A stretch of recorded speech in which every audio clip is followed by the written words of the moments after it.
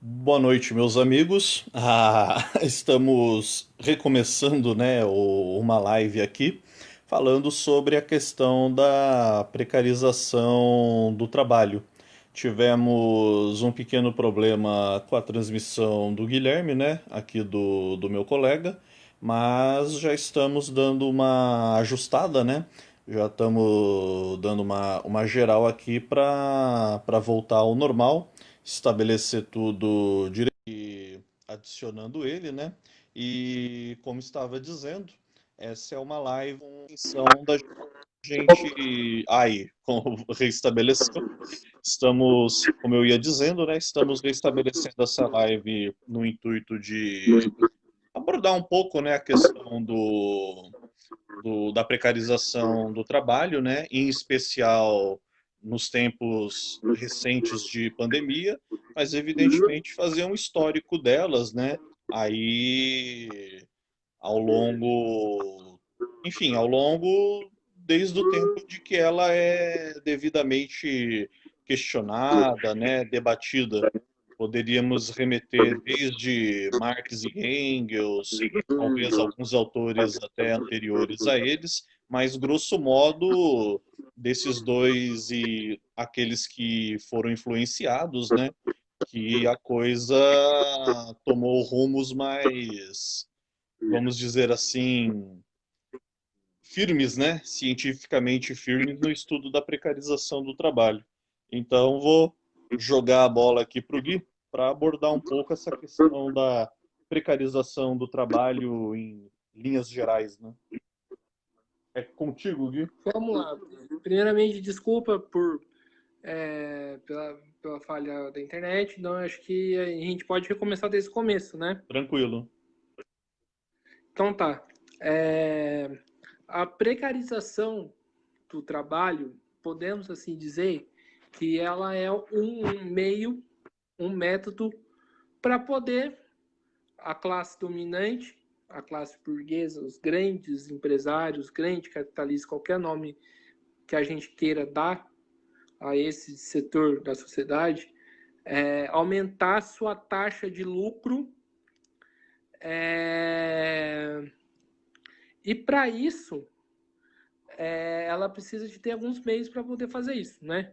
O primeiro meio, podemos assim dizer, seria o do aumento da jornada de trabalho, né? E o sujeito, por exemplo, trabalhar 8 horas, ela trabalha 9, 10, gerando um cansaço do indivíduo muito maior, um esforço muito maior. E também tem a intensidade do trabalho, né? Uhum. Também podemos dizer que a precarização do trabalho também se dá através da retirada de direitos, né? Se você retira direitos e se deixa o trabalhador numa condição muito mais vulnerável do que ele se encontra. E também podemos dizer assim que a precarização do trabalho se dá através das demissões. Em vez de você trabalhar por. Você tem 10 funcionários Uhum. e em vez de você trabalhar por os 10 trabalhar fazendo, cada um cumprindo a sua função, você demite 5 e os 5 trabalham por 10. E as demissões também servem para que com que serve para poder pressionar o trabalhador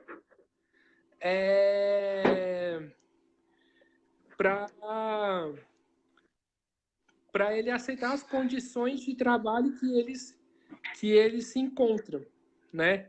É o famoso se você não quer, tem outro que quer no seu lugar. Quem nunca já escutou esse discurso? Falando de uma forma mais chula, você que se foda. Exatamente isso. E, e a precarização também é não dar meios para a classe trabalhadora poder realizar a sua função, poder, em última instância, poder trabalhar. E aí a gente vai entrar num outro debate que as formas de contrato de precarização. Se a gente for pegar um exemplo dos tempos, você tem a terceirização, o contrato part-time. A gente também pode falar a flexibilização do trabalho, que é o meio de fazer com que o trabalhador trabalhe mais para poder ganhar mais dinheiro, né? Desculpa, para poder aumentar a taxa de lucro. E assim, primeiro que a gente tem que ter em mente que esse é um movimento que se chama de reestruturação produtiva, né? Acontece sempre em períodos de crise econômica, onde que o capital precisa dar uma resposta para poder aumentar a sua taxa de lucro, né? E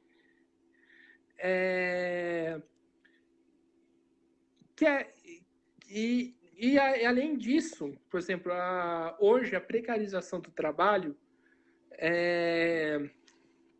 serve para poder, assim, dividir os trabalhadores, né? Você, em vez de do trabalhador enxergar o funcionário, por exemplo, terceirizado como parte da mesma classe, ele é o terceirizado e eu sou o cara que eu sou contratado da empresa, entendeu?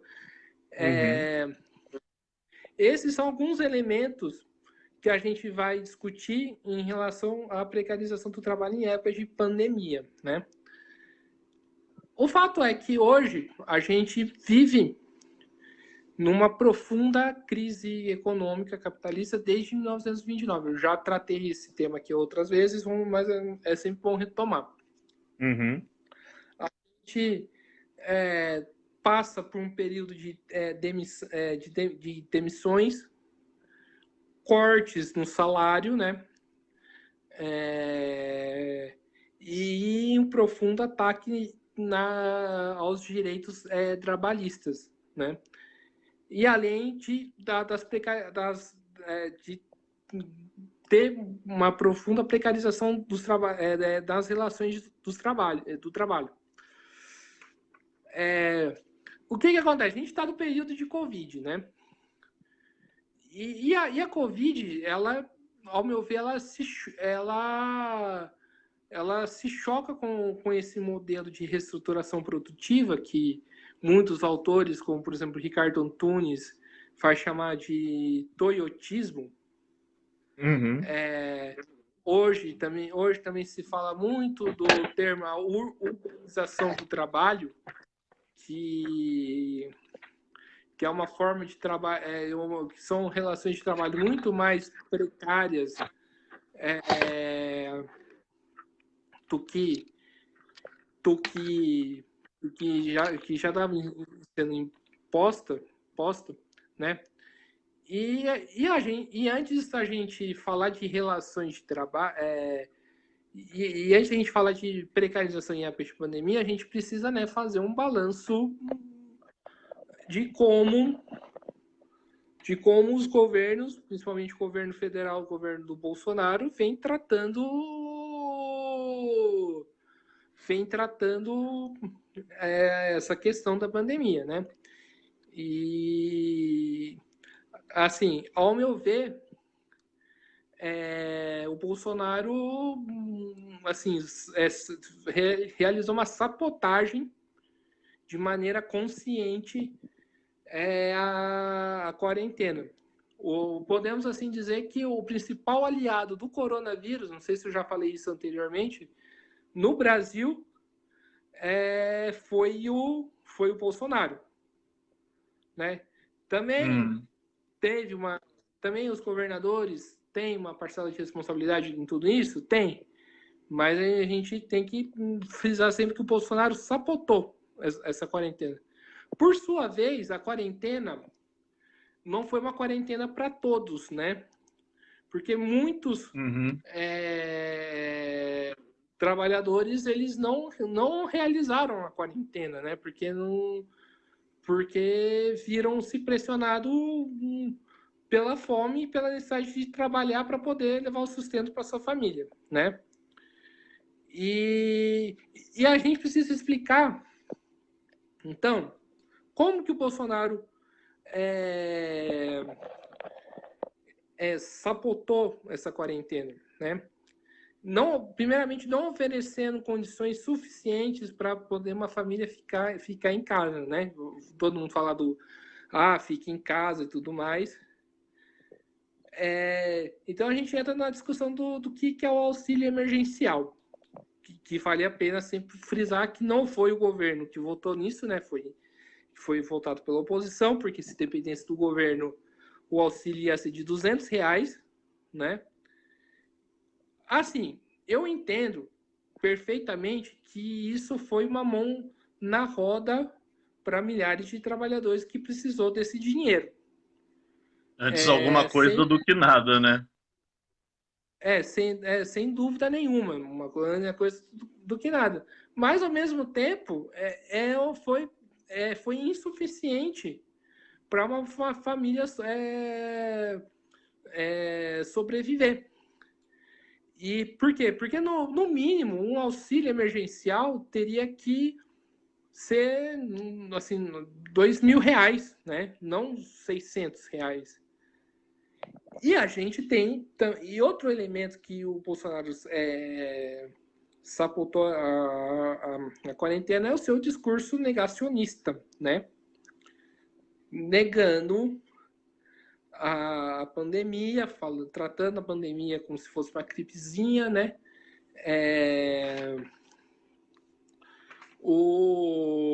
Tratando a pandemia como se tipo todo mundo fosse pegar o vírus.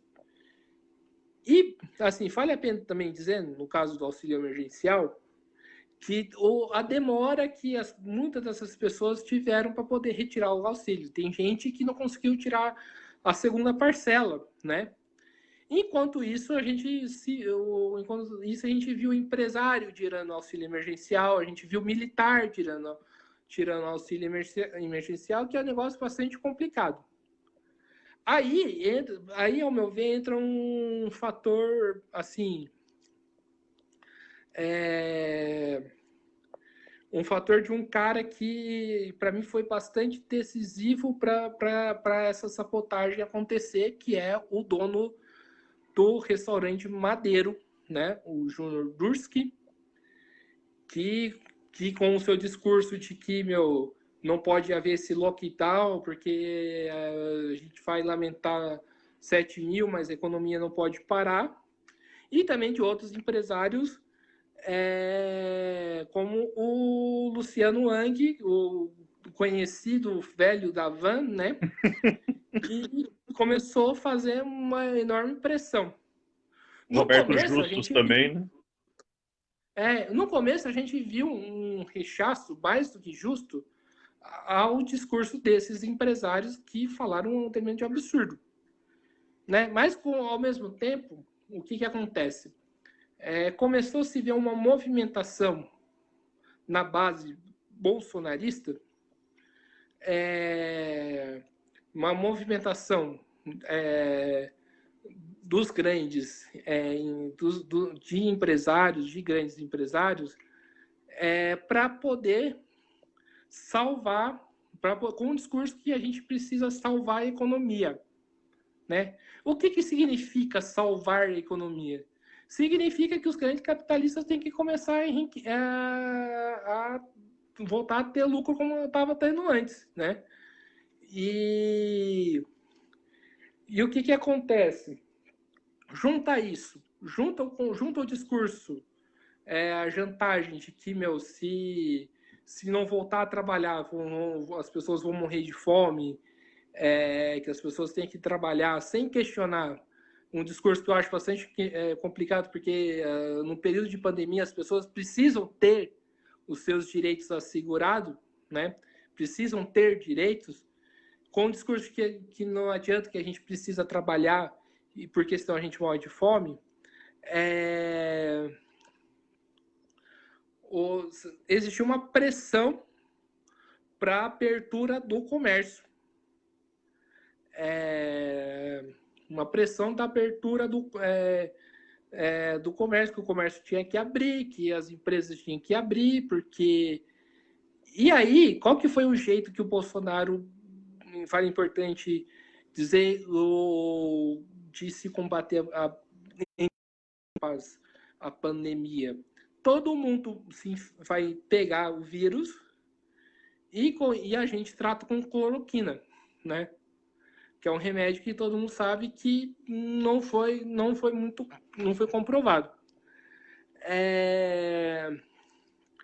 E aí, como a gente está falando, né, o Estado não deu condições para os trabalhadores ficarem em casa, os trabalhadores mais precários que sofreram, aí começou um aumento dessa pressão de que, que as coisas tinham que voltar no normal,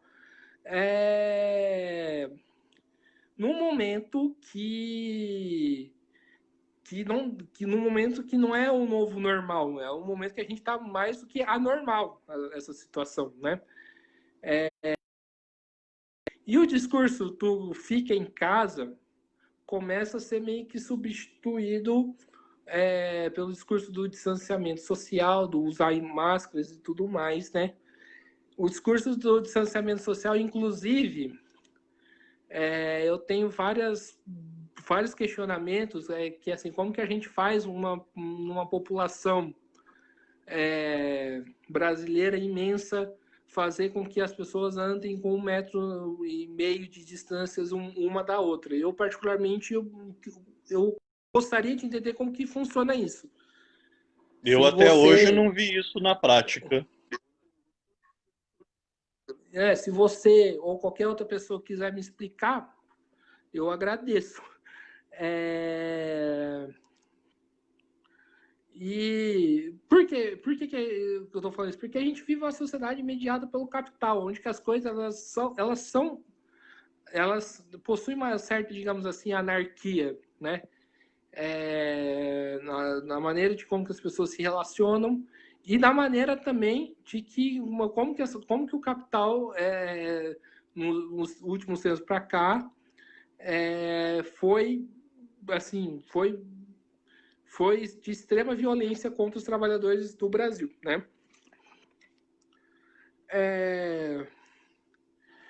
E aí tem outro discurso que a gente precisa colocar também, né? Quando uma pessoa propõe, eu estou propondo abrir o comércio, assim, para mim chega a ser um raciocínio meio lógico, que, assim, que elas estão propondo que as pessoas vão lá consumir, comprar as coisas que estão nesse comércio. Senão o comércio, inclusive, não tem motivo da sua existência, né? Por trás desse discurso da abertura comercial estão as grandes empresas que estão por trás digamos assim, do tal do terceiro setor, né? Que precisam vender seus produtos para serem revendidos e tudo mais, né? E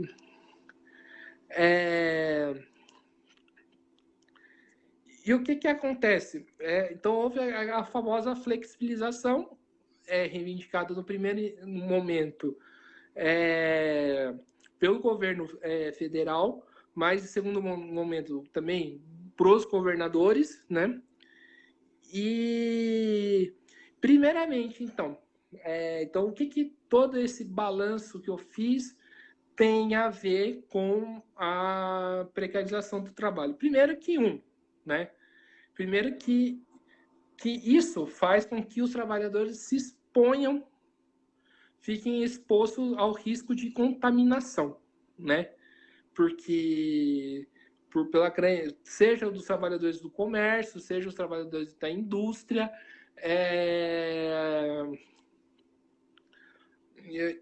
o que acontece? Os trabalhadores eles sofrem o risco de contaminação. Então, ou seja, se a gente for pensar uma volta ao trabalho, já que é isso que é a discussão, os trabalhadores, pelo menos, eles teriam que, né, voltar ao que eu tinha falado antes, terem meios para poder realizar o seu trabalho de maneira digna, né? Que a dignidade da pessoa, do trabalhador, a dignidade da pessoa humana, da pessoa, é algo, inclusive, garantido pela Constituição, né? Então isso tinha que se fazer cumprir nesse momento. Além de... E o que acontece?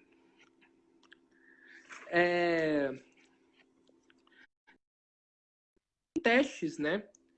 Que precisaria de ter testes massivos para poder isolar quem está doente, quem foi contaminado, e toda a produção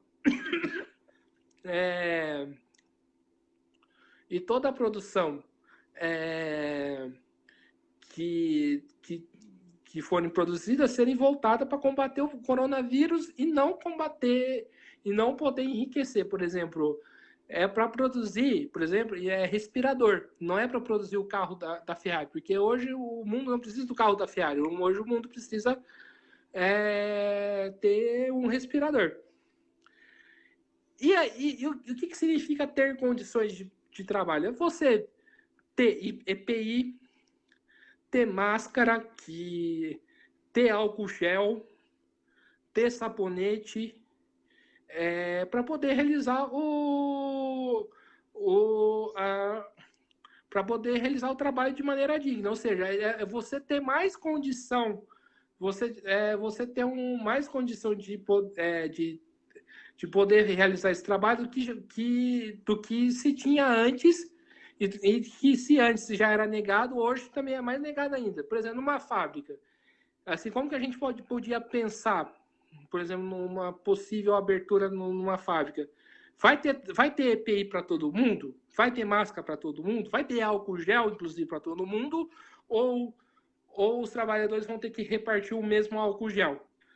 Como que funciona, tipo, a questão de lavagem de mão, divisão de banheiro e tudo mais? São coisas que a gente precisa pensar, né, para poder realizar o trabalho, para poder os trabalhadores, pelo menos, trabalhar de maneira digna, né?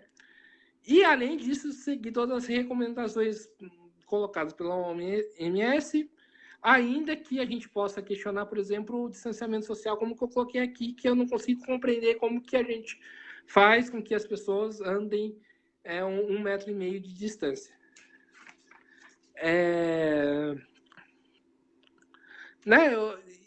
Como já falei,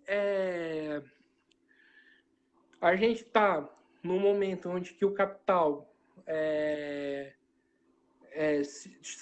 que essa forma de organização do trabalho se choca com a Covid, que mostra que a violência do capital que se aprofunda contra os trabalhadores no Brasil, sem contar que essa precarização já vinha se aprofundando antes, né, com os ataques do governo, seja do Temer, seja do Bolsonaro, mas também dos governos do PT que iniciaram esses ataques, né?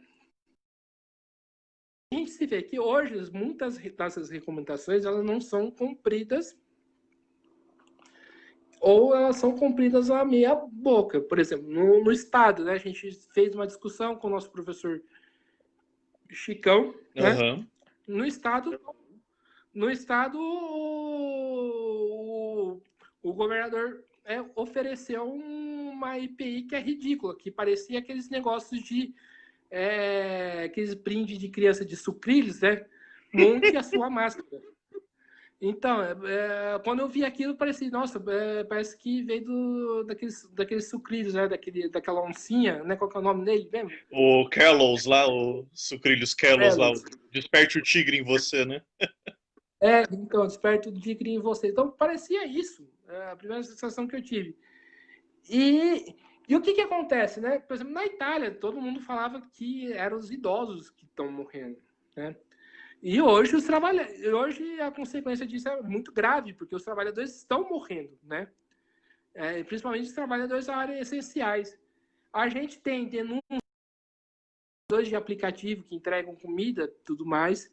A gente tem denúncias também dos trabalhadores da saúde, né? O Brasil é o país que mais morreu enfermeiro por conta dessa crise da pandemia. E somos, né, o segundo em número de mortes até agora, né? E contaminados. Pelo que eu li, acho que a gente passou, a gente é o primeiro.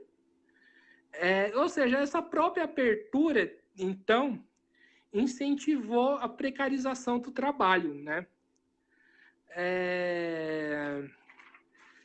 E assim, quando a gente fala de demissão, né, já que a gente está assim, a gente está falando, por exemplo, além da precarização do trabalho, a gente está tendo uma precarização da vida, né? Porque para você enfrentar uma crise pandêmica, você precisa ter condições de se manter nesse período. E isso significa que você tem que ter um poder de compra para poder, além de comprar comida, coisas essenciais, você ter condições de comprar álcool gel, ter condições de fazer ou comprar máscara. E uma pessoa que tem o seu salário reduzido, uma pessoa que é demitida, ela vê essa condição de vida se deteriorar, né? E, e uma vez que essa condição de vida se deteriora, você tem um risco maior de contaminação do vírus, né? Como consequência disso. Além de ter outras questões, tipo, dos setores mais precários que vivem em casa pequena, com o número de uma família muito grande. Então, assim, quem tá morrendo nesse período, posso assim dizer, é os setores mais pobres, é a classe trabalhadora.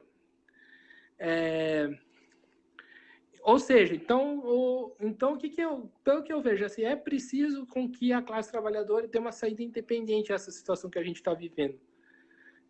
Porque não dá para esperar nem do governador e muito menos do presidente que responda a isso, porque senão, se depender desses setores, os números de mortes vão para a altura. E lembrar também que, assim, essa é uma situação que o Bolsonaro e que o bolsonarismo quer. Porque o que o Bolsonaro e o bolsonarismo quer? É que todo mundo pegue o vírus para que ele supostamente deixe de circular, né? Ou Imunização seja, de então rebanho. exatamente. E o Bolsonaro, inclusive, assim, é tão idiota que não faz isso faz isso sem testar. Então a gente não sabe para onde que a gente vai, para onde que a gente está. Tipo, é um negócio totalmente Se está funcionando ou absurdo não, né? e se está funcionando ou não, né? Então e com isso, tipo, e quem pegar vírus, você mete cloroquina, independente se os hospitais vão lotar, vão esgotar o número de leitos e tudo mais. Acho que hoje é mais ou menos isso que a gente pode apresentar, pode abrir para perguntas e vai ser suas considerações e perguntas. Perfeitamente. E bom ouvir todos esses esclarecimentos, né? Fazendo aí uma pequena retrospectiva de tudo que vem passando. E queria até fazer um adendo, né? E podemos até comentar sobre isso novamente, quando você falou das necessidades reais, né? O que, que a indústria deveria realmente estar se preocupando, né? Ao invés de fazer determinado tipo de carro, fazer um respirador. E isso não é, pensar isso não é nenhum absurdo, até porque em tempos de guerra, né, vide a Primeira, a Segunda Guerra Mundial, os Estados Unidos pegava até brinquedo de criança, ah, roupa feminina, enfim, o que desse para transformar em arma no outro lado da linha de produção, pegava e as outras coisas eram, vamos dizer assim, proibidas, né, de serem fabricadas para sobrar matéria-prima para fazer bomba, bala, revólver, o escambau, né? Então, se era feito em tempos de guerra, né, e de uma certa forma a gente está numa guerra contra uma doença, né, contra um vírus, então também não é nenhum absurdo esperar, né, ou desejar que a empresa, que a indústria funcionasse nesse molde, né? Mas não é exatamente isso que estão fazendo. E só uma colocação, né, que você colocou que é importante, quando você fala de uma questão de uma guerra, se é para matar milhares de classes trabalhadoras para poder defender o seu lucro, como foi a Primeira Guerra Mundial e a Segunda, O capitalismo, a burguesia, a classe dominante, ela faz tranquilamente, né? Mas como que é para tratar uma doença, aí são outros 500, né? Aí o interesse muda, né? Aí o interesse muda. Perfeitamente. Uma questão que está sendo bastante colocada também, né?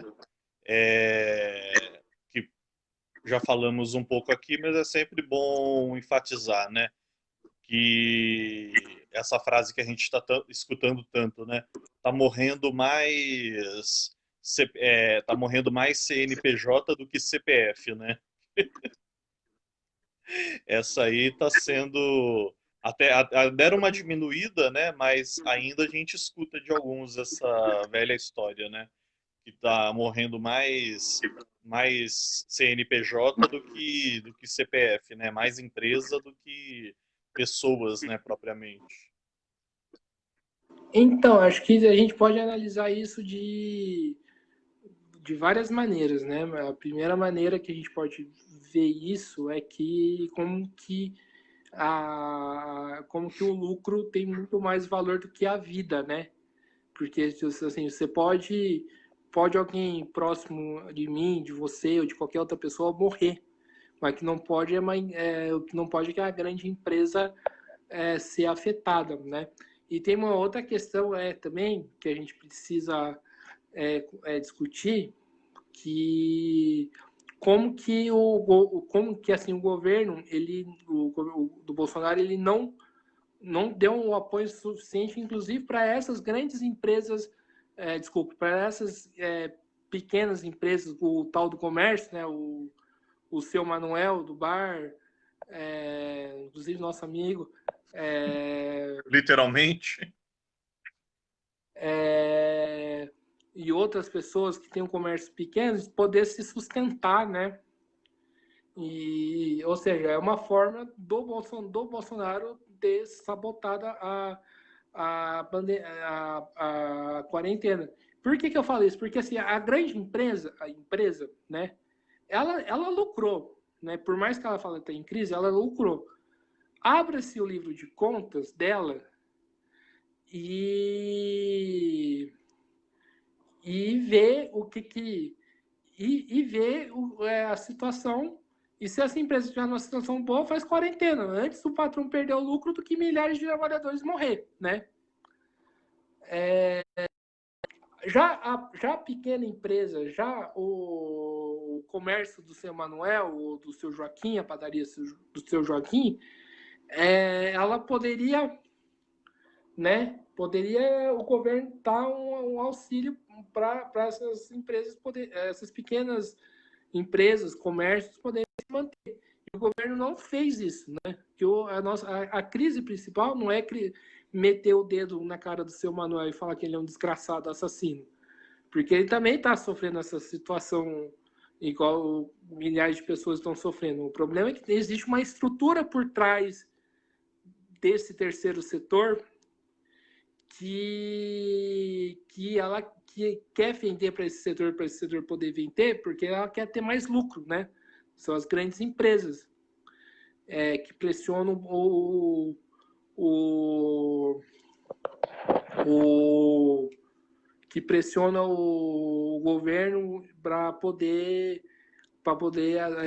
realizar uma abertura por completo. Uma outra discussão, né, é a velha história do não temos teste suficiente, não temos condições de testar a população por inteiro. Por um lado, até isso tem uma certa realidade, porque no momento realmente não temos de fato todos esses testes. Mas a gente não vê o governo correr atrás para que se tenha, né? Então, é, a Unicamp ela produz testes e teve um caso que não ficou muito falado, que aconteceu na moradia estudantil da Unicamp, que uma pessoa pegou se contaminou com o coronavírus e fez o teste nessa pessoa, afastou essas pessoas e o convívio social dessas pessoas e fez teste em todo mundo, né? E mas como você disse, falta vontade política do governo ir atrás para poder ter esses testes, né? Para os testes, parece que os testes prometidos que o governo iria fazer, tá, acho que não fez nem 10, fez menos de 20%, né? E que é um negócio bastante complicado, né? Tem algum governo, algum prefeito, enfim, acho que prefeito é mais complicado, né? Estamos falando aí de milhares de cidades, mas dos governos, algum aí que você diria que está mais ou menos fazendo a coisa direito? Bom, pelo que eu tô acompanhando, não. Se tiver e eu não chegou no meu conhecimento, por favor, avise. E, consequentemente, o Ministério da Saúde, o governo federal, na sua avaliação, muito menos. O governo.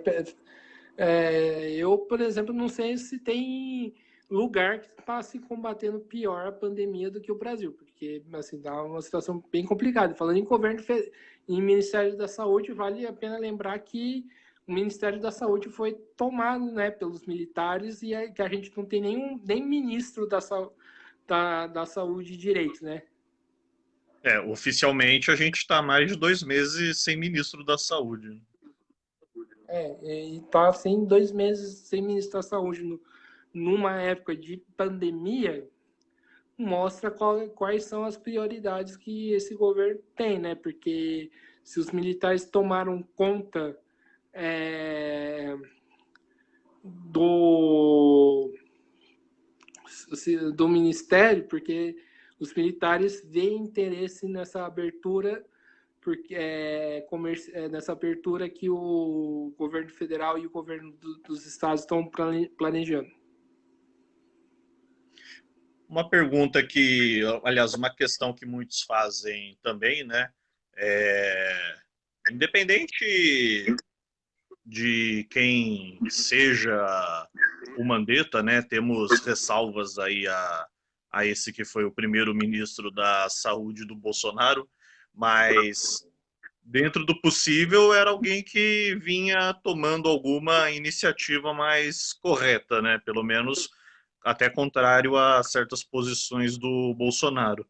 E aí ele simplesmente vai lá e demite. Isso reforça o descaso do Bolsonaro, na sua opinião?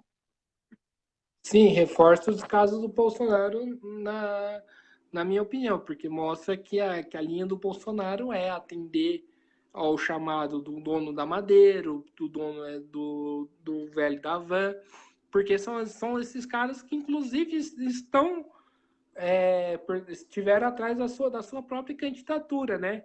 Que são, né? Que agora o apoio de empresário não virou tipo negociata, virou tipo porque os caras são supostamente patriotas, que é uma pataquada pensar dessa maneira. Mas reforça assim o descaso do Bolsonaro com a saúde, ainda que vale a pena fazer uma observação que, que a quarentena proposta nesses moldes foi insuficiente, porque precisaria da questão dos testes. Nos países que menos morreram gente, que teve um combate da pandemia mais efetivo, inclusive, não estou nem falando, nem fazendo uma fala, questionamento do sistema e tudo mais, são países que realizaram testagem em massa na sua população, né? E aqui no Brasil não foi feito isso, então, tipo, vale a pena fazer essa observação. Com certeza. Aliás, como é que fala? O pessoal agora está investindo muito no chamado home office, né, como uma alternativa, e até há quem esteja gostando, né? Mas ele também não é necessariamente sinal de que estamos modernizando no sentido de melhorar, né, as relações de trabalho. Mas muitos estão tentando vender o home office como uma melhoria das relações de trabalho, né? Mas isso aparentemente para alguns que, como você, que estudam, né, a teoria do trabalho, todas essas questões, na verdade, soa falacioso, né? Qual a sua opinião sobre esse home office brasileiro? Falacioso e é um dos meios para poder precarizar as relações de trabalho, de inclusive fazer com que o indivíduo trabalhe mais do que ele deveria trabalhar. E vale a pena observar também que esse home office que é tão exaltado assim é uma parcela pequena da população que adota esse home office. Porque se a gente for parar para pensar, a gente não vai. O metalúrgico não pode fazer home office. O metalúrgico não vai pegar a, o instrumento de trabalho dele, as máquinas de trabalho, e levar para casa para poder, tipo, sei lá, no caso da Embraer, produzir avião. Por Não exemplo, vai é dar para um negócio construir que. um avião por computador, né? Da casa dele. Não dá. Então tem essas questões. E ali é uma forma de precarizar a relação de trabalho, de fazer com que o cara trabalhe mais em casa, inclusive nas suas horas de descanso, né? Nas suas horas de não trabalho, para poder, inclusive, para poder aumentar essa precarização e fazer com que os grandes capitalistas lucrem. Tem um comentário aqui da minha mãe, aliás, Dona Tânia Bom Tempo. O Mandetta deveria ter ficado. É, isso eu sei que ela acabou se tornando uma fã do Mandetta, né? Mas como a gente já colocou, ele também não era, digamos assim, essa flor toda para se cheirar, né?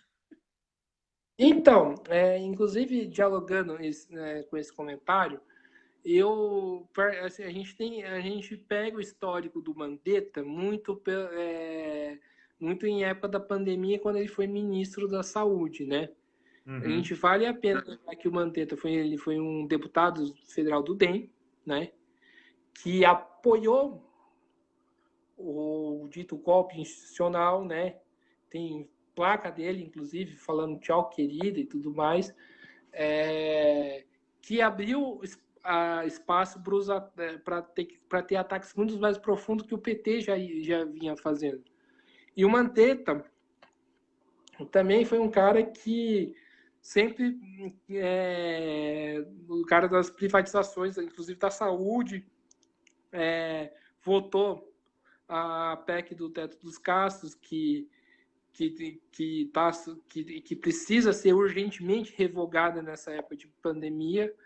Então é um cara bastante complicado, né? Assim, Fez críticas ao SUS, né? é óbvio que o Mandetta foi demitido porque que ele não que ele teve uma postura, digamos assim, mais que teve uma postura contrária à postura aloprada que o Bolsonaro vem tendo, mas que isso precisa sim ser denunciado, inclusive, mas o Mandetta não pode ser considerado o salvador da pátria, e muito menos o cara que vai dar uma resposta a essa situação toda. Perfeitamente. Outra análise também que o pessoal faz é, e esse para mim é pior ainda, né? Distanciamento social vertical, né? Se nem o horizontal, que é o que está sendo, ou deveria estar sendo de fato empregado no Brasil, está funcionando direito, como a gente estabelecer para os trabalhadores fazer um isolamento vertical, né? Ainda mais trabalhadores que moram com seus pais idosos, enfim, tem muito mais chance de transmitir a doença, né? Então, o isolamento, né, o social. Então, tem vários momentos assim que a gente pode discutir tanto do isolamento e também do distanciamento. Primeiramente que o isolamento primeiramente que é o seguinte, o distanciamento, como eu falei, o distanciamento social é uma coisa que eu particularmente não consigo entender como que isso se aplica. O vertical muito menos. Por quê? Que é um discurso para poder, digamos, inclusive reabrir as coisas, o comércio voltar à sua normalidade, é, porque coloca aquele discurso de que só os velhos têm o risco de morrer e as pessoas que têm alguma doença, sendo que, na verdade, aqui no Brasil a situação tá meio que diferente, entendeu? Tá meio que não tá tendo muita distinção de se é velho, se é doente, sim, inclusive da sua classe social, que tá morrendo sendo contaminado. A gente está enfrentando também, como já foi até colocado na sua explanação inicial, né? Essa velha história do se você não quiser trabalhar, vai ter quem queira, né? Se você não quiser ter seu salário reduzido, vai ter quem queira. Ah, se você não aceitar redução de alguns direitos, de alguns benefícios, vai ter quem queira, né? E, querendo ou não, isso também reforça, inclusive, os próprios problemas de saúde, né? A pessoa sem um salário extra, sem um seguro-saúde, nesse tempo de pandemia, a coisa tende a ficar pior ainda, né? Existe alguma É, forma do trabalhador enfrentar isso? a forma do trabalhador enfrentar sejam as retiradas de direito, é ele se organizando, se manter organizados para poder ter uma correlação de força maior para que essas demissões e ataques não aconteçam, né? É, sem dessa via é impossível que sem essa via o trabalhador fica vulnerável e os grandes empresários, os grandes capitalistas, qualquer nome que, como falei, que a gente queira dar, eles caem matando em cima.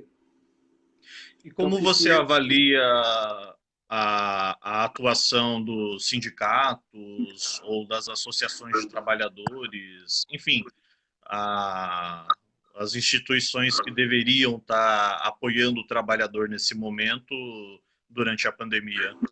Como você avalia o trabalho deles? Bastante complicadas e muitas delas, digamos assim, sendo direto e reto, péssimas. Para não falar um termo mais chulo aqui, para as pessoas não se chocarem. Então, péssimas porque as centrais sindicais elas estão em quarentena, né? Elas não estão organizando os trabalhadores para poder tanto reivindicar a manutenção dos seus direitos, reivindicarem testes, reivindicarem a quarentena e outros meios de prevenção contra o coronavírus. E, e muito menos estão fazendo uma pressão para que essa reabertura desorganizada que estão colocando, que está que tá em pauta hoje, que está acontecendo, fosse que ela realmente acontecesse. Então, tipo, realmente tá num jogo, por exemplo, aqui em São José, tá um jogo da justiça contra o prefeito. A justiça manda voltar um passo atrás e o prefeito é, questiona, aí tem a decisão do STF, do Dias Toffoli e tudo mais. É, então, assim, tá sendo péssimo porque, tipo, quem pode dar uma real saída para essa crise é a classe trabalhadora. E isso precisa com que as centrais sindicais se mobilizem, né? Porque parece que as centrais sindicais faz parte desse regime, tanto e quem controla as centrais sindicais, né? Seja o PT, PCdoB, o Partido do Paulinho, né? O Solidariedade, fazem parte desse regime que, então, parece que se os trabalhadores se mobilizarem, vai questionar esse regime que os que a gente chama de burocratas sindicais fazem parte. Temos aqui uma pergunta, peraí.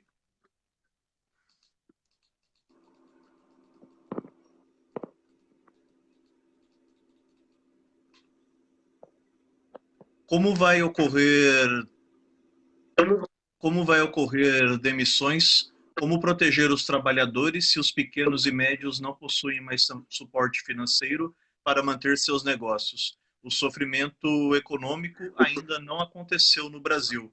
Pergunta aqui do meu tio Délio Tempo, direto de Ribeirão Preto. Ribeirão Preto, que aliás continua na fase vermelha, né? Imposta pelo Estado. Então, essa é uma discussão bastante interessante, porque eu vejo que não existem, primeiramente, não existem medidas por conta do governo federal que capaz de fazer com que o pequeno comerciante tenha capacidade de manter o seu comércio, né? Como eu falei, o auxílio emergencial, ainda que seja uma mão na roda para milhares de pessoas, ainda é insuficiente, precisaria de um auxílio maior. E em leis que, por exemplo, que em projetos e épocas de pandemia, uma empresa grande ela seja proibida de demitir. Foi feito isso na Argentina, em outros diversos lugares, ou seja, então ter medidas, ter políticas que para poder proteger os trabalhadores e proteger também os pequenos comerciantes, né? Como eu falei, o meu problema não é o Joaquim da padaria, né? Que está sofrendo sim as consequências econômicas, e sim toda uma estrutura que existe por trás. Então, assim, precisa ter políticas para poder defender esses setores e para, inclusive, ter, talvez uma quarentena que seja mais efetiva, né? Coisa que não está tendo. Délio, existe sim possibilidade ter, é, de fazer isso, né?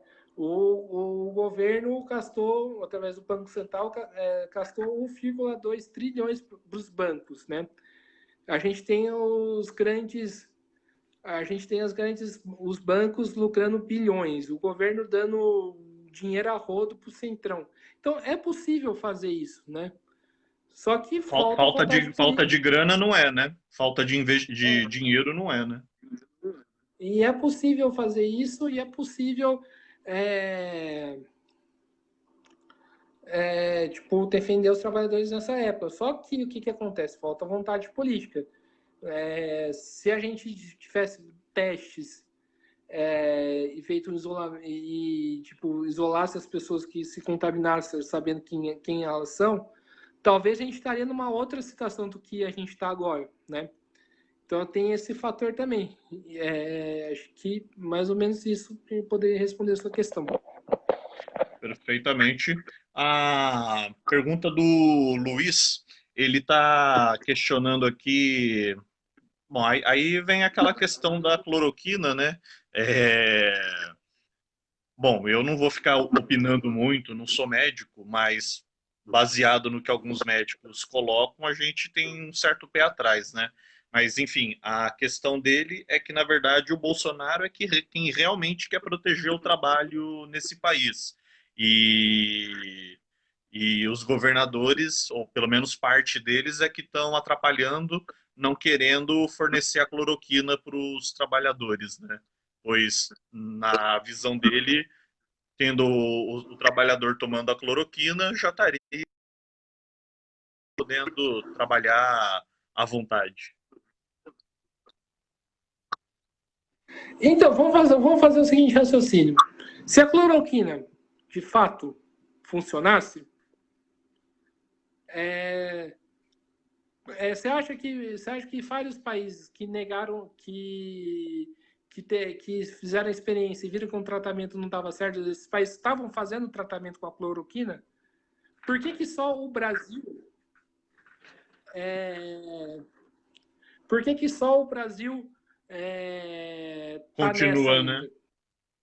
Continua ainda. E tem outra questão, quando a gente fala, não é os governadores com uma suposta teoria da conspiração para poder derrubar o Bolsonaro que estão negando a cloroquina. São gente que é especialista, que estudaram sobre o assunto, entendem mais o assunto do que eu e você, por exemplo, que, que viram que a saída não é por aí. E inclusive existe toda uma discussão por trás da cloroquina, se a cloroquina tem que ser dada independente da fase do paciente ou não, né? Então, ou seja, por exemplo, se a cloroquina é para ser dada numa fase de Covid inicial, por exemplo, como que a gente fica com os pacientes que estão na fase mais avançada? A gente deixa morrer? O que a gente faz com eles? Né? Então, assim, Como são é que sabe que questionamentos que a gente iniciou, precisa... né? Ou que não sabe que iniciou. Então, são questionamentos que a gente precisa fazer. Eu entendo, assim, a preocupação. Eu entendo que existe um sentimento, acho que inclusive do ouvinte que está escutando a gente agora, que existe uma torcida para o remédio e existe uma torcida, inclusive, para a vacina, que é um sentimento que, de um lado, é um sentimento legítimo que todo mundo quer sair dessa, né? Mas só que a gente tem que tomar cuidado com as falsas soluções, né? E a questão do Bolsonaro querendo proteger o, o, o emprego não é muito bem verdade, como que eu disse no começo. Foi ele o principal sabotador da quarentena, né? O principal sabotador que quem sabotou a quarentena deixando o trabalhador nessa situação depois de quantos meses? Depois de quase 5 meses de quarentena, foi o próprio Bolsonaro. Perfeitamente. Um assunto que não pode escapar, né, aqui da nossa discussão, é até entrar com ele agora, aqueles trabalhadores que já são, entre aspas, naturalmente precarizados, né, os serviços de iFood, Uber Eats, Rappi, Log, Bi, enfim, o escambau que a gente já conhece, né, e agora com todo o problema do coronavírus, das pessoas estarem pedindo comida, entre outros produtos, em suas casas, né? Automaticamente aumentou a demanda, né? Aumentou aí o serviço desses trabalhadores, mas não aumentou nenhum tipo de benefício, né? Grosso modo, para eles. Então, poderíamos comentar um pouco também da situação dessa categoria, né? Que, aliás, tá lutando aí agora, né? Então, eu tenho muito acompanhado a luta dessa categoria, né? Inclusive, das 2 vezes que tiveram paralisações, eu anunciei aqui. Uhum. A situação está bastante complicada, né? Porque além deles terem que trabalhar muito para poder ganhar muito pouco, eles não têm o mínimo de condições para poder realizar o seu trabalho. Não possuem IPI, não possui tipo, proteção nenhuma para poder realizar esse trabalho. Ou seja, se é um trabalho que já era precário, né? Que seja o cara que tem que andar milhões, tem que mandar vários quilômetros para poder ter uma renda para se sustentar, que aumenta tanta intensidade do trabalho É, e tem a questão do salário também, que é bastante reduzido, a precarização deles aumentam com a questão da pandemia por não ter condições para poder realizar o seu trabalho. E isso afeta, inclusive, tanto o trabalhador e tanto a pessoa que pede o iFood, né, que corre o risco de ser contaminada também, né? Por exemplo, eu já vi casos na internet que um sujeito pegou coronavírus porque ele porque ele pediu comida pelo iFood e o cara entregou para ele, e nessa entrega dessa entrega o cara pegou o coronavírus por causa do integrador do trabalhador de aplicativo, né? A pessoa estava tomando todos os cuidados, mas como o trabalhador não tinha condições de fazer o mesmo, acabou contaminando quem estava tomando os cuidados, né? Exatamente. Complicado. Ai, ai.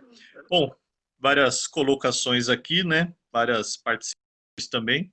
Acho que de uma forma geral conseguimos falar bastante a respeito, né? E claro que é um assunto que vai estar sempre aí na ótica, né? Aliás, até aproveitar para convidar as pessoas para curtirem a nova página, né? Mesa de Debates, criada aí pelo Guilherme, também com minha participação, para vocês, inclusive, encontrarem mais facilmente, né?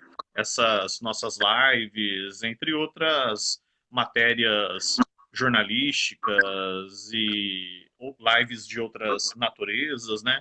Mas todas com esse foco na política e no momento que nós estamos vivendo, né? E abrir aí para o Guilherme para as considerações finais dele. Então, eu primeiro agradecer esse convite, poder ter a oportunidade de estar falando sobre esse assunto que é de extrema importância, inclusive, tipo, e esperar que todas essas lives que a gente está fazendo, elas contribuem, ainda que seja de maneira pequena, para a discussão da crise política que a gente vive, né? E colocar que, assim, que a única classe capaz é, de, é, de responder toda essa situação é a classe trabalhadora, né? A saída da pandemia, a saída, a combate contra a precarização do trabalho não vai se dar nem do Bolsonaro e não muito menos vai se dar pelos governadores. E para a classe trabalhadora responder esse cenário de crise, ela precisa se mobilizar e ela precisa lutar, né? Porque fora isso, a gente só vai ver o número de mortes crescer cada vez mais, né? E se a gente não, por exemplo, não chegou no cenário que, por exemplo, que alguns biólogos falariam que a gente chegaria, mas só que a gente está num cenário bastante crítico, né? Eu vi posts que parece que caiu uma bomba de Hiroshima no Brasil, né? E Pelo é total de bastante mortos. é e é um cenário que é bastante complicado e que precisa ter uma resposta urgente, senão cada vez mais o Brasil e tudo que a gente conhece vai acabar e o país se transformar numa barbárie completa, como já está se transformando. Perfeitamente. Aí, então, as conclusões finais, né? Agradecer aqui a todos que nos acompanharam, além da Tânia Bom Tempo, do Délio Bom Tempo, que já citamos aqui, né? Agradecer também o doutor Milton Kudamatsu, João Nóbrega, o Douglas Moraes, a Adriana e o Edson Souza, o Paulo Pavani, professor Paulo Pavani, e o Jamilton Pereira e todos os demais que visualizaram ou que a live chegou até eles, né? A Isabelle aqui também, boa noite. Então é isso, né? E claro, estaremos aí discutindo esse e outros assuntos em outras oportunidades também, né? Um abraço aí para todo mundo e novamente obrigado aí, Gui. Obrigado a todo mundo por ter assistido e esperamos que façamos mais outros debates futuramente para poder contribuir um pouco nesse cenário. Perfeitamente. Concluindo então, tchau.